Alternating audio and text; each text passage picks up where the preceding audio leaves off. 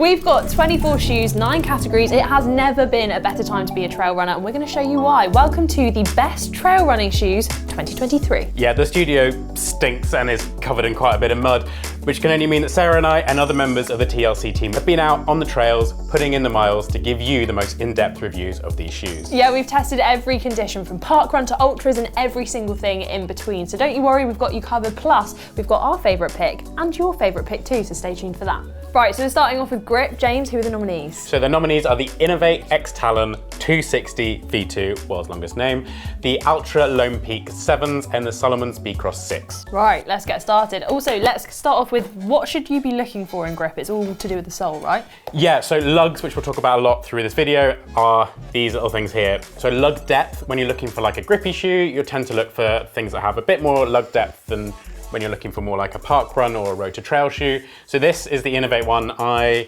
have worn them since about November time. I did most of my winter trail races in these shoes, which has a surprising amount of cushion. It doesn't look like they're that cushioned, but this foam the inov8 are using combined with this grip meant for like a really enjoyable run regardless of distance. But they are well used, so apologies for the mud and the smell. Yeah, they do smell quite bad. They definitely also look like they'd have the rugby boot effect, where if you're going from road onto trail, they are going to be quite loud, but the bigger the lugs, the more likely you are to get that. Should we compare them to the next ones? Yes.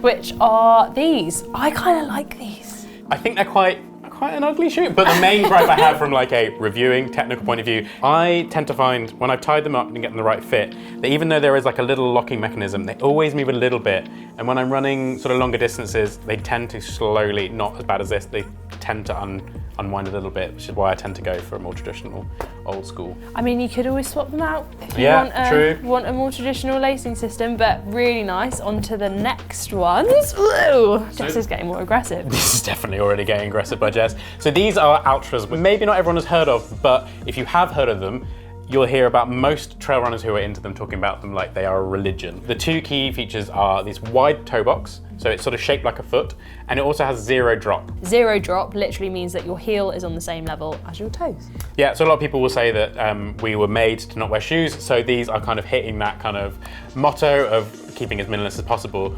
But Tom loves them so much, he's even wearing them currently while filming. They do look cool. What I like about these is when you put your footprint down, it kind of looks like a bear footprint is left behind, because it does have that like bear claw look to it. The other thing about these is that if barefoot running is something that interests you, but you want to go trail running and you have feet like mine where rocks really hurt, these are a great option. But yeah, the grip in these with the Max Track is phenomenal, and again, it looks like quite minimal lug depth, but the stickiness of the lugs and the overall grip is phenomenal. And because of that zero drop, you're closer to the floor, so you've got a little bit more traction as well. You can feel it with your foot. But there can only be one winner. So who's won, James? It's the inov8 for the world's longest, I mean, not world's longest name. It's for the most grippy shoe. It goes to the inov8 X Talon 260 V2. Okay, the next category is value for money. Yes, we've got the Evidit MT Cushion 2 and the New Balance 410 V7. So starting off with the Evidit, this retails at $89.99, which is still a lot of money, but for a shoe under £100, super impressive. Yeah, I actually went to the launch of these recently, and what I was really impressed by, weirdly, is a mountain of these shoes. So they basically sent them to a load of runners in Europe and said, go and run 1,000 kilometers and then send them back to us. And they were done over 4 months, and it was just a pile of dirty shoes. But what I was really impressed by is the upper and the outer still look amazing considering the distance they've done. And what I love about these shoes is they still have a lot of the features you would look for in a more premium shoe, like the place to tuck your shoelaces in so they don't then get caught while you're running. An impressive amount of lug depth, which you would have heard about in the last category. And the amount of foam is impressive, especially considering the price point. It's aimed at sort of mountain running, hence the MT part of the name. And this is a shoe I'd be comfortable running in the mountains with. I especially like the fact that it's got this kind of quilting around the heel. Really, really nice. But second shoe in this category doesn't quite have the same wow factor in terms of looks, but much cheaper. This is only £70 and you get a lot of shoe for what you're spending here. Yes, it might not have the same look and feel and appeal as this shoe, but you're getting a really good brand here. It's New Balance and it feels really nice, really good grip and traction on the bottom. The technology will always trickle down. So this might be foam that was seen in an iteration of the more premium level shoe in a couple of years, but it will still be a phenomenal shoe on the trails. So if you want a shoe that's not too aggressive, the lugs aren't too bad on this one, then this is a great option. But there can only be one winner. So who's got it, James? Gotta be the Decathlon. Yeah. Big fan of the inov8 line. We actually did a night challenge, which both of us were terrified in another one of inov8's line. But yeah, the MT Cushion 2 is the winner for me. I'm interested to know actually how many people have watched that challenge, because me and James risked our lives doing that challenge. Comment below if you want us to do it again, or we might put Andy in for that one maybe. Yeah, just by himself. Yeah. Right, I feel like this next category is one that people are going to care a lot about. It is road to trail, what you might know as your parkrun shoe. James. So the nominees are the inov8 Ultra G280, the New Balance Hero V7, and the Puma Fast Track Nitro. Right, let's start off with the inov8. We should probably say what we mean by road to trail. It's sort of a hybrid shoe that you could run on the road and could run on the trail, or you could run from your doorstep to the trails. So when you're thinking of like a park run, you do run some of it on the road and some of it actually on the trails itself. This actually isn't inov8's park run shoe. So they have the Park Claw, which I think you've tested and I've tested as well. They are great shoes, but this for me is the better offering in terms of a hybrid shoe. It has a nitrogen infused foam, which actually the Puma ones do as well. And I just really enjoy running in them. The lug depth is aggressive enough that it can cope in more slippy conditions, so running through that sort of churned up muddy part that you tend to find in most park runs. It actually has a divide in there that's deliberate, so you can move a bit easier.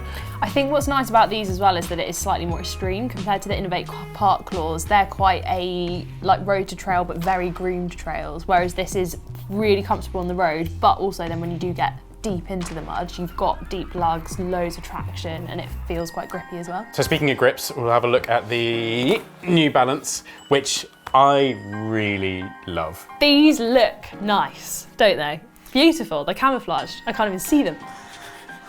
No? No, what I love about them is the grip is amazing, the V-brand grip that the Hero, or Hero as I've been mispronouncing them for years, line is called.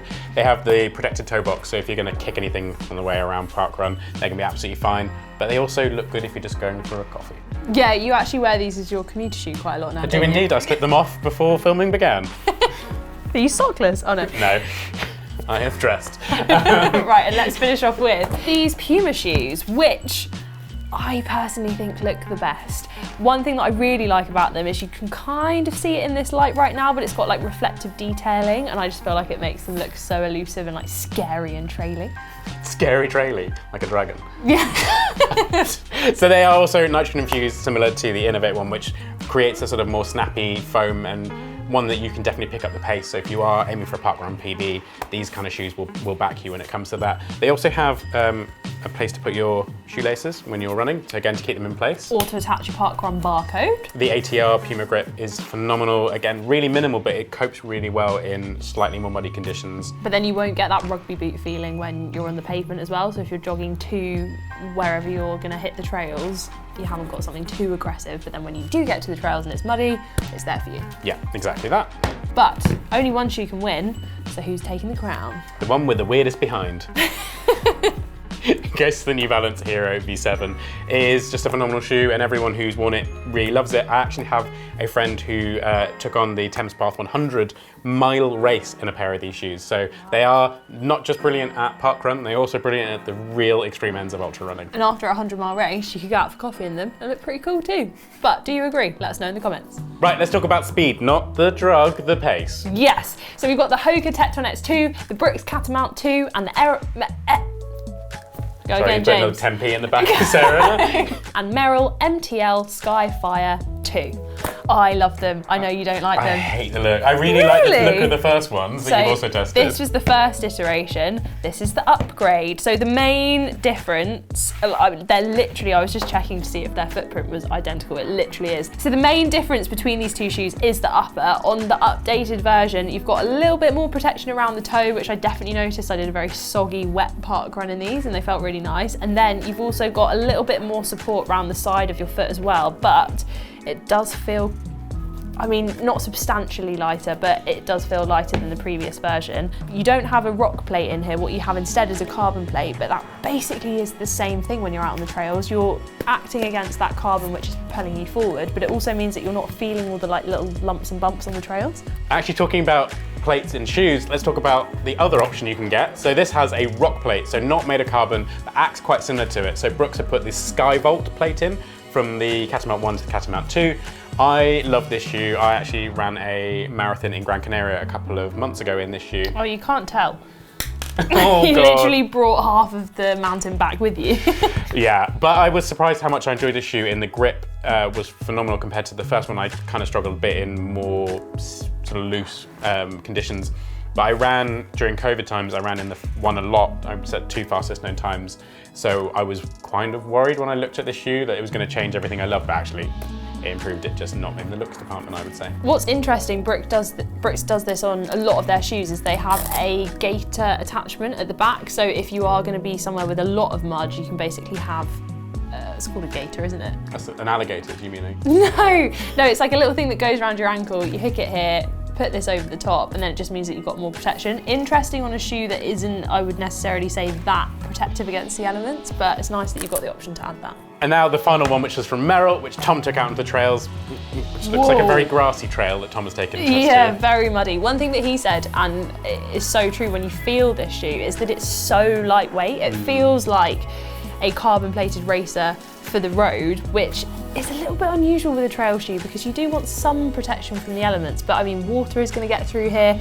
If you hit anything or trip anything, I mean, you've literally got very, very little protection on your toe there. But if you're on very, very groomed, kind of dusty conditions, I guess, then this is going to be really, really fast. Yeah, this feels like it is made to go fast with this super, super thin upper and like really minimal use of grip. So it's just trying to cut as much weight down as possible. They've removed sections here, so this is just the foam underneath. So durability might be a question mark, but if you're running this quick, which is what this shoe feels like, you'd be running so fast you probably wouldn't even notice. No, you're done. You're done before you can have any problems. But only one shoe can win, James. Who's got it? Well, it has to go down to the HOKAs. Yes. Because Sarah loves them so much, and if we didn't, she would leave. If you are enjoying this video, please remember to click like and subscribe, and let us know in the comments right now, what roundup would you like to see next? Okay, so now we're on to best for distance, James. But there are also 3 of the shoes with the longest trail names. So we have the inov8 Ultra G300 Max, the New Balance More V3 Trail, and the North Face Summit Vective Pro. Okay, so let's start off with the inov8s. Whoa! I actually had a pair of these when I went out to Thailand last year to run the Ultra, and I did the shakeout run the day before in these, and they feel really nice. I personally found the stack height quite high, like they are quite cushioned, but if you're going a really, really long way, then that's quite nice because it means that you're not going to be pounding the trails the whole time. Yeah, so I've basically done every Ultra I've done in the last kind of year or 2 in these shoes. They are chunky, they are quite heavy, so if you're a much lighter runner, you might not enjoy how heavy they feel on your feet, but as a slightly heavier runner in trail running, this amount of cushioning with this sort of graphene infused foam and grip is phenomenal. It's literally got 360-degree protection. And one of the slightly more weirder things that inov8 have, which I think is phenomenal, is the insoles, which have these extra layer of foam, but they do feel like a bit of a trigger warning for anyone. I really can't deal with looking at these. But I'm sure they feel great. It's supposed to like activate all different bits of your foot, which will give you a really nice ride when you're running on the trails, but I'm glad it stays face down. Let's just put it that way. Should we talk about the next one? Yeah, let's move on from something slightly ugly to something I think is very beautiful. Thanks, Jess, for hitting me in the face with that shoe. These are chunky. Yeah, so I have to say, I do love running in these shoes, but this shoe is the first shoe to have claimed me falling over in a very long time. Because of this large stack height, I was running down a not that technical trail and had a little bit of a trip. It was like, oh, I think I've not tripped over in ages, I'll be absolutely fine. And then I absolutely stacked it and made the sound of a 98-year-old woman. It's all right, I make that every day, just standing up and sitting down. These are 100% in the category of, I would not want to take these out on the trail because they're so pretty and white, I don't want to get them muddy. This is probably one of the only lineup of the trail review shoes that are a road shoe that has had a trail outer sort of attached to it. So they are the More V4 road shoes. They are the More V3 trail shoes. So they've got this Vibram outer, which is actually, again, really good grip, but it is very minimal considering the the heft of the shoe, you think it would weigh about the same as this, but this is quite a light shoe compared to this, again, quite a chunky boy.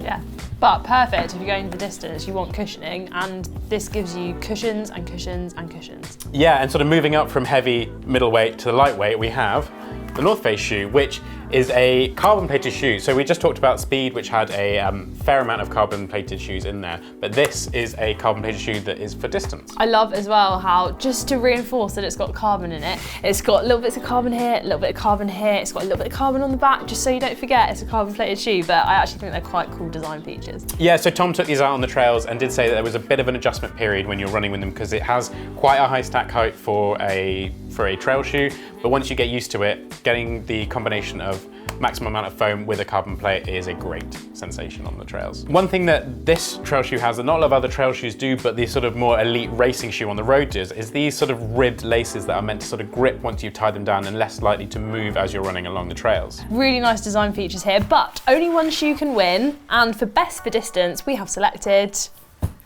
the inov8. I love this shoe. I would always look to reach to it when I'm running a distance shoe. I actually have a pair of these box fresh that I have put on a label saying for UTMB.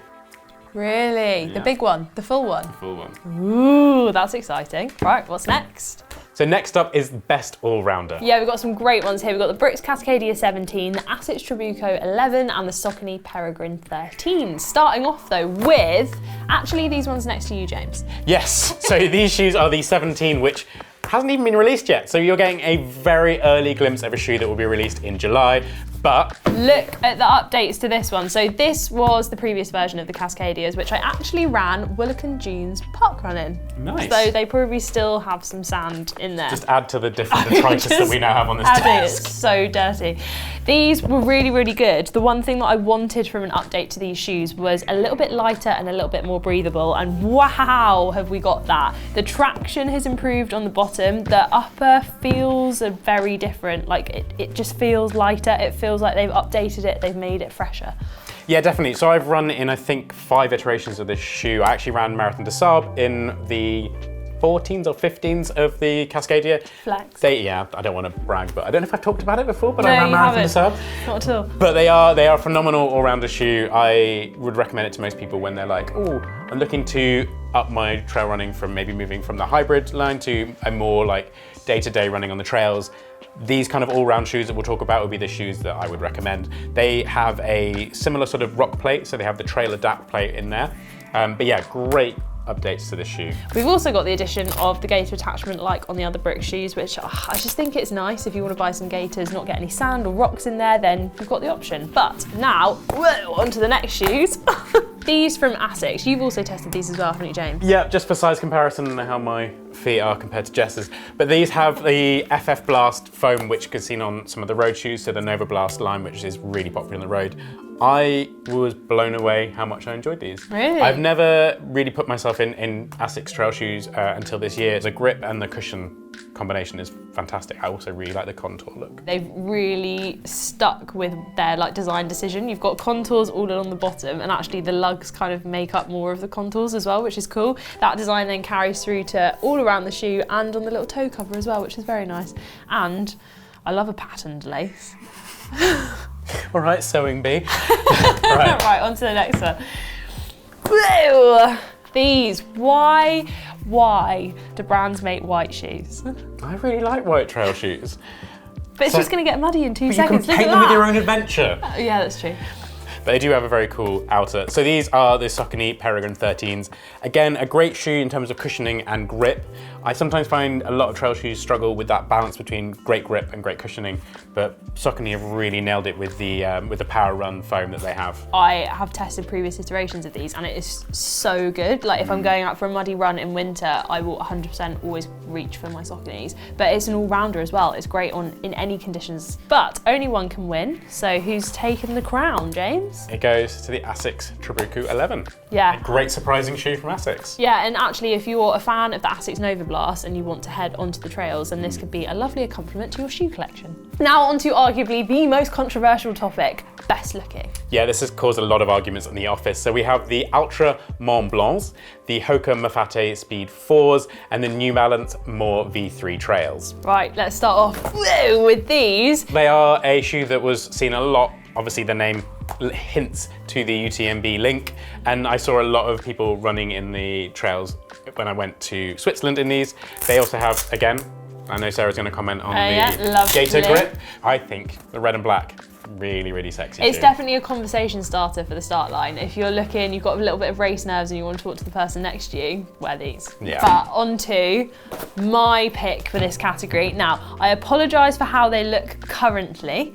It was muddy and I didn't clean them afterwards, but these are beautiful. The upper on these, if you just dust away some of the mud, the stitching on them is they've just thought about every single little detail, and they're great for performance as well. I think this is what we have to say. All of these shoes hit all of our criteria for a good trail shoe, and they also look pretty amazing as well. These for me, I've worn them for a trail race in the Peak District, I've worn them for a run with my friend in some ridiculously muddy conditions, and I've also worn them on super groomed trail and running from road to trail. They just perform well in every single criteria. Yeah, so definitely fashion and function are kind of the criteria we're looking for. So obviously, as we've touched on with these New Balance chunky boys, they kind of, I think, lean towards more of the fashion than function side of things, but they are still phenomenal trail shoes that I actually will keep wearing on less technical trails than the ones I was running in when I absolutely stacked it. I think it's nice though to see that brands are putting effort into the design of their trail shoes as well. Trail shoes are becoming a bit of a fashion item. We actually did a video on this, let me know in the comments if you watched it.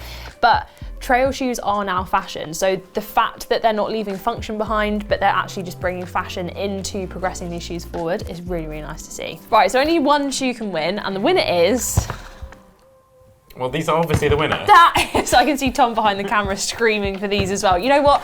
We're not going to decide. We're going to hand it over to you. Let us know in the comments right now which gets your vote. Imagine these really clean. Right, and now we're going to end with the two biggest awards, the Shoe of the Year from TRC and then the Shoe of the Year from you guys. So first up are the two shoes that we have picked for our Shoes of the Year. Yeah, caveat, this is just our personal favourites, but let's start off with mine. We've just talked about these, but I just have to keep talking about these shoes. They are 100% my go-to for any kind of trail race because they just work. I know I'm not going to get blisters for it. I like the fact that just everything about this shoe is basically no fuss. And I like that. I like that on a road shoe as well. I want a shoe that I forget about, and this shoe I forget about, and then when I look at the race photos, I'm like, nice, I wore those. And also I still really love the ankle support that you get from a HOKA shoe. Really, really nice. And then obviously no surprising, my trail shoe of the year is the inov8s. They are just my go-to shoe. So this exact shoe sits above my desk at home because they just give a real emotional feel because I've done every ultra that I've run in them, which obviously you can watch some of the videos that I've done, so. So these were our picks. We're not going to choose an overall favourite, but let us know in the comments, do you agree? Do you have a different favourite? Or you might be about to side with the TRC audience favourite of the year, which is the HOKA Speedgoat 5. Yeah, so we asked you on Instagram, Facebook, YouTube community, go and find us if you've not liked us or subscribed in those, but these came out on top when we collaborated them all together. Yeah, close second though was the Altra Lone Peaks, which we mentioned earlier in the video. A lot of love for the toe box on these, the grip, the feel. If you're an Altra lover, I feel like once you're converted, you're never going to go back to anything else. But this HOKA shoe is great. The fact that HOKA is so dominant in the road market means that when you move over to their trail shoes, you get everything that you want out of a road shoe in their trail, and you really get that with this shoe because it's got nice high cushioning, really nice ankle support, lovely knitted upper, and a nice bit of toe protection as well. Yeah, they call themselves the Speedgoat, and I feel like they do actually live up to that name. They feel fast when you're on the mountains. They feel grippy like those mountain goats you see just like hooked on with this amazing lug, which almost has like a lug within a lug. It has sort of teeth in the lug, so you're super grippy. I just realized how many times I can say lug in a video.